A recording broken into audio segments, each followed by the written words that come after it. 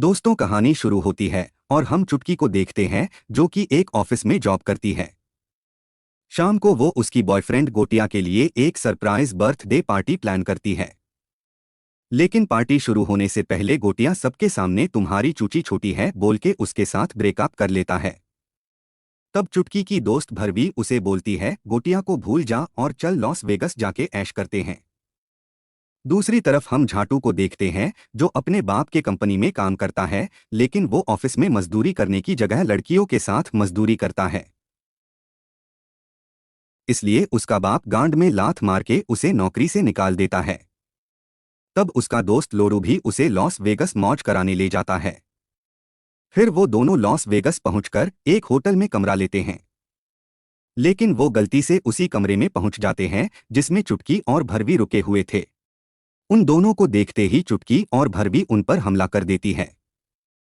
फिर उन्हें पता लगता है कि होटल वालों की गलती की वजह से उन चारों के लिए सेम कमरा बुक हुआ था। फिर वो चारों साथ में घूमने चलते हैं और दारू पी के पूरा टल्ली हो जाते हैं।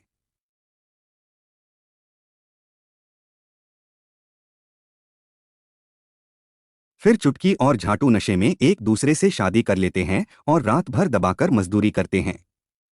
दूसरी तरफ लोरू और भरवी भी एक दूसरे को दबाकर रात भर पेलते हैं। अगले दिन झाटू चुटकी को तेरी चूची छोटी है बोल के और चुटकी झाटू को तेरी लंड तेरी किस्मत की तरह लुल्ली है बोल के एक दूसरे से अलग होने का फैसला करते हैं। तभी चुटकी लॉटरी मशीन में एक सिक्का डालती है और झाटू जैसे ही मशीन का घोड़ा हिलाता है उन्हें लॉटरी लगता है जिसकी वैल्यू $3 मिलियन होता है।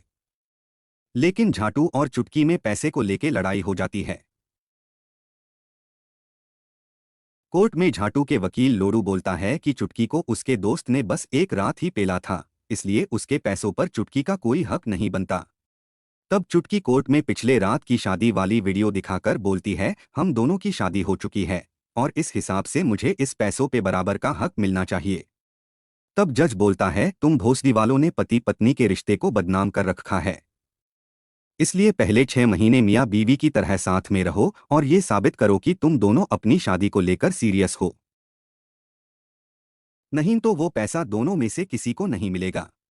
ये देखकर चुटकी और झाटू डिसाइड करते हैं कि वो दोनों 6 महीने मियाँ बीवी बनने का नाटक करेंगे और फिर पैसा दोनों आधा आधा बांट लेंगे।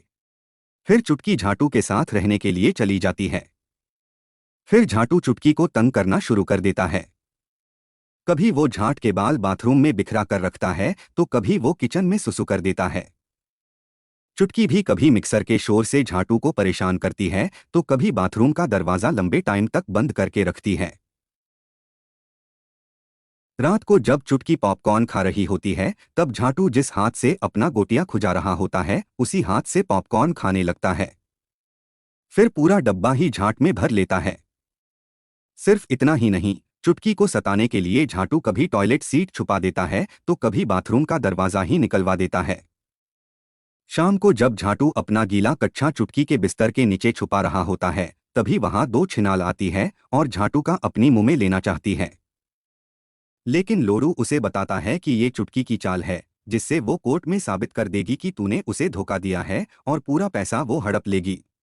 अगले दिन शाम को चुटकी झाटू के माँ और पापा को उसके घर बुलाती है और उनके सामने एक अच्छी बीवी होने का नाटक करती है जिससे वो दोनों कोर्ट में चुटकी की साइड हो जाए। ये देख के झाटू भी गोटिया से मिलने का प्लान बनाता है और चुटकी की सगाई वाली अंगूठी जाके गोटिया को वापस करता है और बोलता है कि चुटकी तुझे काफी मिस करती है। अगले दिन वो दोनों झाटू के फैमिली पिकनिक पे जाते हैं जहां चुटकी को सभी पसंद करते हैं। फिर वो दोनों काफी एंजॉय करते हैं और लास्ट में एक दूसरे को चूसने लगते हैं। इसी बीच चुटकी और झाटू एक दूसरे को पसंद करने लगते हैं। दूसरे दिन उनके शादी के 6 महीने पूरे हो जाते हैं। जब चुटकी कोर्ट में जा रही होती है तभी वह गोटिया आ जाता है।